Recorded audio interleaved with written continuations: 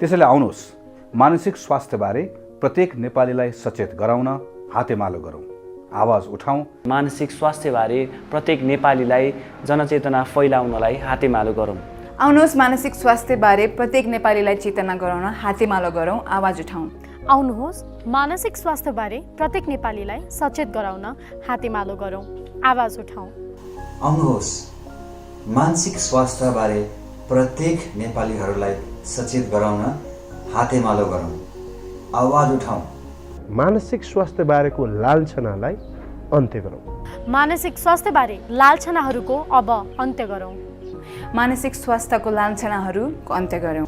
मानसिक स्वास्थ्यबारे लान्छनाहरूको अब अन्त्य गरौँ। मानसिक स्वास्थ्यबारे लान्छनाहरूको अब अन्त्य गरौँ। End mental health stigma now.